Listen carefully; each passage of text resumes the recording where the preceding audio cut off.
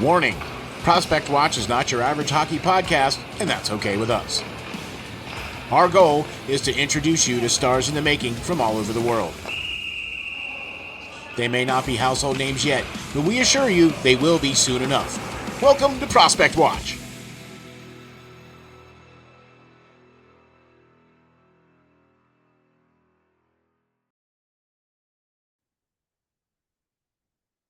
Hey folks, welcome to another episode of Prospect Watch with your very special guest host, Mr. Russ Cohen. How you doing, Russ?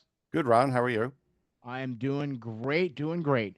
Here in Prospect Watch, we like to talk to all of the great prospects from all over the world. They might not be household names yet, but we assure you they soon will be. And I'm here to tell you, we've got a lot of them coming on here in this show, that's for sure. We're going to be sitting down here talking with Russ, and we're going to break down the 2026 Chipotle All American game, the prospect game that was held at the USA Arena on January 15th in Michigan. And Russ and I both got to be at this game. It was it Hmm. was it was a great experience. We got to do the media day the day before. Got to speak. I'm gonna admit this to you, Russ, but I had no idea that that was Pat Maroon. Oh, okay. And I'm sitting there and I'm interviewing him. You know what I mean? And I had no clue who it Oh, was. okay. Right? So it was very genuine. Okay. Anyway, I just thought I had to throw that It out there. happens. Sure. I had no idea who he because I didn't recognize him. Oh, no, I know him. I mean, I knew when he was a Flyers prospect, and I covered his Stanley Cup, and so yeah. Okay, right. So, but I had no idea who he was, but I did know that his son was playing on the Was team, but I didn't right. know that he was going to be a guest coach and whatever. So, Yeah, okay. yeah, yeah. So there you go. That was my all shocking moment for the week or whatever. So, during the game though, it was a spirited game though between the blue and white team. What do you think, Russ? Yeah, no, it was. I mean, there was some pushing and shoving at the end of the game. That usually does not happen in an all-star game. I saw a face wash by Blake Zelensky. I saw, a few good hits. So I think over the years, the intensity has picked up ever since they stopped it being USA NTDP versus the USHL when they kind of split it up. I think it was a good idea, and I think they've gotten better play out of it as a result.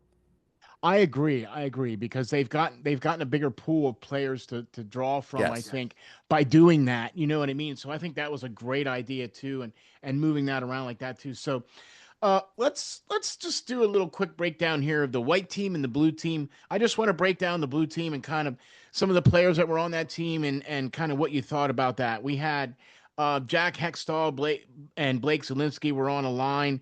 Hmm. That was a good line. I thought they played really well.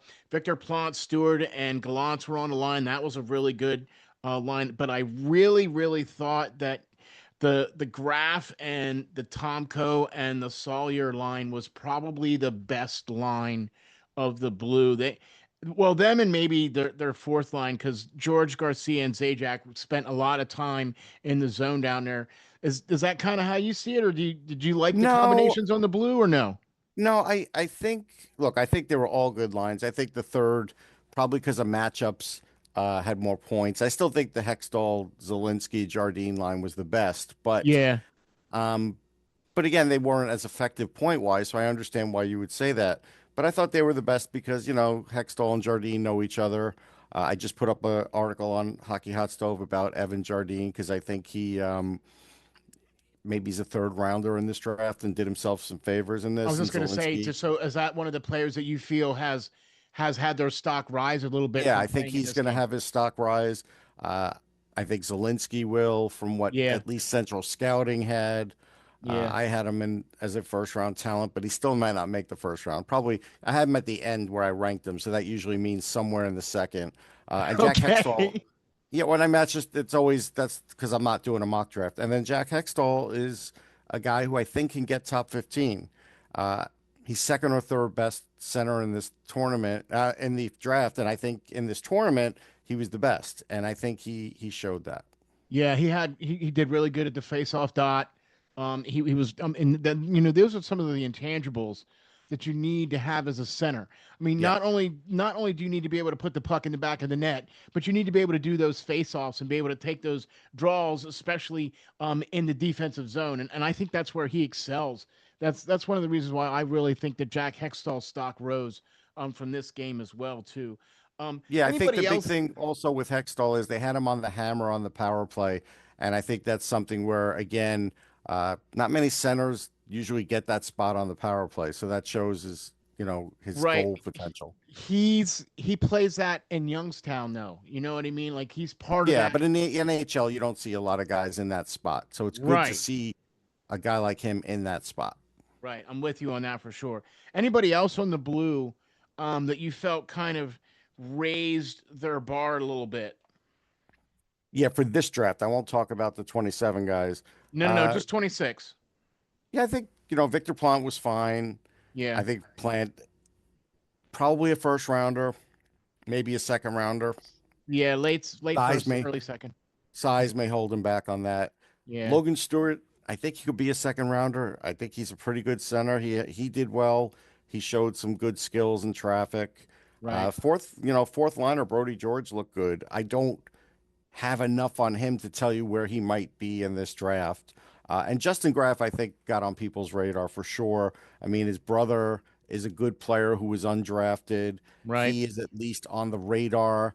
And so, second, third, fourth round, something like that for him. But if he picks up his offense, which is, pretty good already for the Right. rest of the year with Cedar Rapids, I mean, he could really show because his speed was really great. And like his brother. His brother's really fast too. Right. Right. Right. For sure. For sure. I also really thought that Jonas Kemps showed really well. Yeah, Kemp's looked good. Yeah, Uh, I thought he did look really well, and I I didn't thought think it that was extraordinary. I thought no, like one of the 27s, Abe Barnett, was one of the best defensemen they had. yeah, But he on was the the next blue, one. Cole Tumanaro was okay. I didn't think anybody was outstanding. I thought they were all good. Yeah, no, no, no, I'm with you. Nobody really stood out, and it did, but and I'm with you on that. Okay, and all intents and purposes, Team Blue was the winning team. So I mean, Hmm. they did pretty good. But all right, so now let's move to Team White, Hmm. and I have a little bit of how shall we say I'm leaning towards Team White more so because of Mikey Burchild and Wyatt Cullen on this team, and then also Maroon. So, talk to me about what you thought about Team White. Was was that fourth line their best line, or did you think the Wooten, Maroon, and Bosco line was Yeah, I the think best that was line? their best. I think then that was the second best was with Cullen. I think Birchall was okay. He didn't really wow me in this game, to be honest. Okay. I feel like he was good, but he wasn't Yeah. great. I Right. think Cullen, because he got the shorthanded goal and then got a goal, looked better. But I need to see more from Cullen in his all-around game.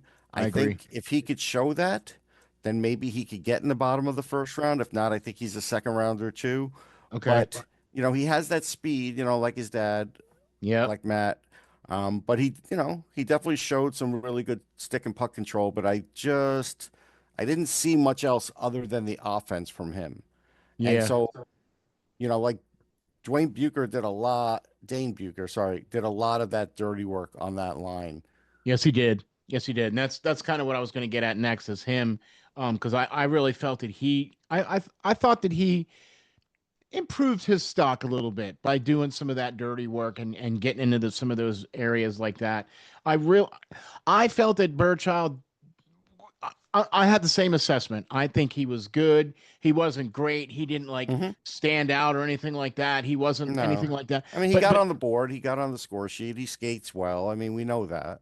right, right. But and I also feel too that one of his things too might be his size I for mean, yeah, Burchild. he's 5'10", that whole line. I mean, Cullen was the biggest at 6 foot on that line. I mean, again, this year for the NTTP, they're not a big crew. Right, And so there's a lot of smaller guys. right, right, Uh, right. and I forget how you pronounce it, but Landon Haith, he was really good Yeah, on the third line. He's with Green Bay. I watched him at the USHL Fall Classic. I went back and looked at my notes, and I'm like, yeah, you know what?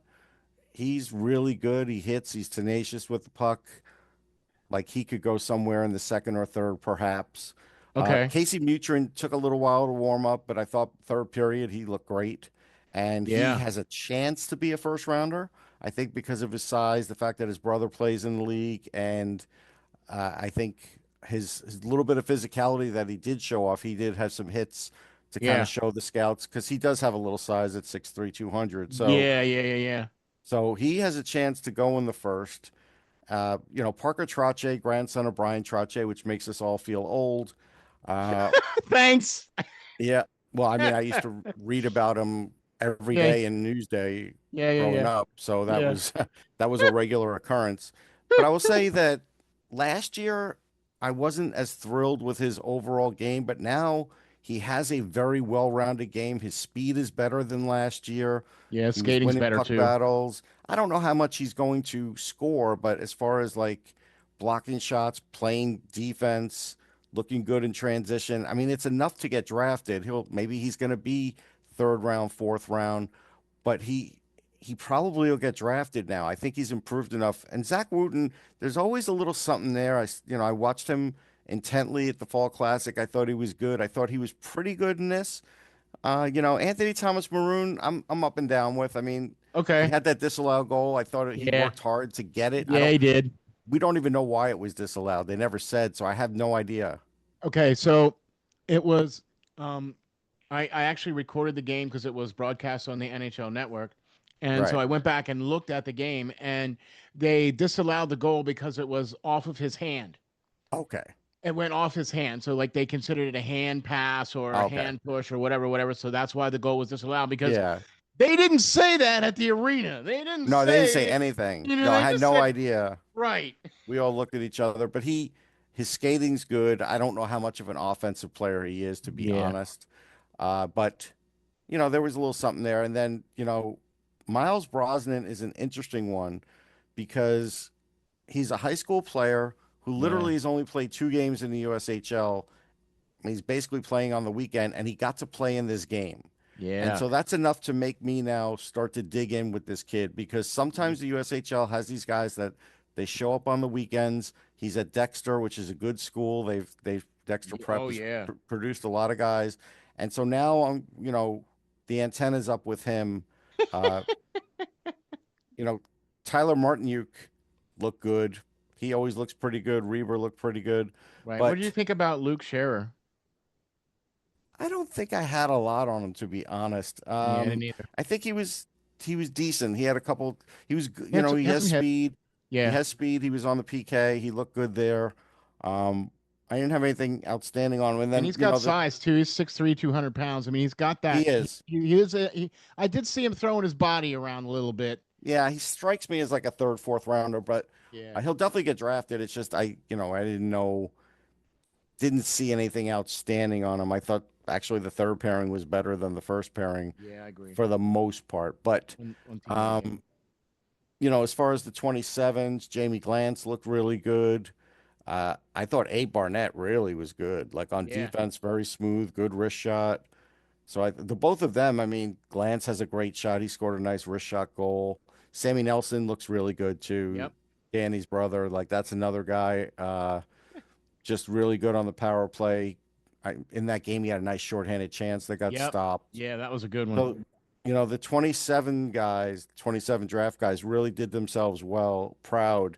And, I think that's what's going to start happening with the USHL. There's going to start to be more of them in this game because some guys are going to leave early. Some are going to choose after the USHL. Some are going to go to Canadian hockey. Some are going to get NIL money in college. Like it's going to vary. Yeah, and Tynan Lawrence was supposed to play in this game, and because Yeah, he was shipped off to Boston College, that's why he didn't play in this game. But he was correct. slated to play in this game. So Oh, I yeah. mean, you're gonna have that. You're gonna have that type of situation, Well, especially you're not now. you don't usually have it for offensive players. It's happened for some goaltenders, but you're gonna have it now moving forward with the way Right. things are. Right. That's what I mean. With the new Yeah. the new landscape, you're gonna see that Yes. happen more and more. I got to be honest with you though, the one guy that stood out to me the very most for Team White was Trable.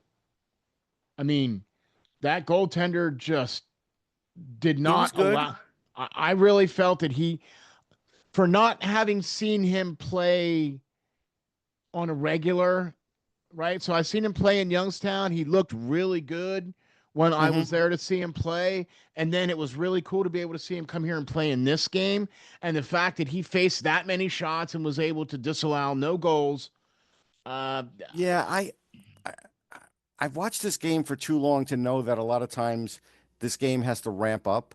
And I do feel like he made some good saves. I have some notes, big leg save and stuff, but I grade differently because I felt like a no score in the first period wasn't all about the great goaltending, and some of it was just about these guys getting used to each other and warming up too. I'm with you. Eh, So that's why, and I tend not to write about the goalies in these games because I don't think unless there's just one that stays in for like a period and a half and is just then is let up nothing, then maybe I would say Well, that's what he something. But did. That's exactly yeah, what he did. He played for a period and a half, and then halfway through the game, he yeah. left. But he did not allow any goals on 30 shots. Yeah, I just felt like this game ramped up slow. Even though I just said that, I Agreed. did feel like this game ramped up slow. So it's like Agreed. Okay. that's Yeah, that's the because only reason I didn't you didn't really want to start seeing overdo it. anything until the second period anyway. Yeah, You know what I mean? That whole first period was basically just a feeling out kind of I thing, think it was. and everybody trying to get on the same page and trying to, hey, let's everybody make passes and try to skate up Yeah, the lines together, you know what I mean? And, yeah. and get to the blue line together and stuff like that. So Because okay, all no right. doubt Trable's good, but I need to see him more. I know I have notes on him from the Fall Classic, but I need to see him again to really kind of gauge this year, Yeah, I'm outside with of you. this game. I'm with you. And I might just do that. Russ, I might just take another trip up to Youngstown just to get another eyeball on him. And if and when I do, I'll be more than happy to let you know what I Yeah, yeah, see or yeah. how he works out there, man. You know what I Yeah. mean? Because I've been up there already a couple times, at least to go to Youngstown for a game up Yeah. there. So would definitely like to go back. I would like to say a big, huge thank you to the United States Hockey League for the national development team, the USA Arena, and everybody that's involved with United States hockey. I would just like to say thank you very much for all that you do and everything that you guys put into this so that these guys have an opportunity to play hockey for their country and then also to be able to eventually play for the NHL. Thank you very much for providing for these guys an opportunity to showcase their skills in front of the world, in front of Russ. There was so much brass there. I saw Oh so yeah. many people that Oh yeah. I mean, there was more NHL people there than I mean, I was like, all right, I know that guy, I know that guy, I know that. You know what I mean? Now, to be fair, I've seen more. This was a Right. time where there wasn't as many as previous games, but there was still a Okay. good amount. Yeah, still a good amount. But really love what the United States Hockey League is doing.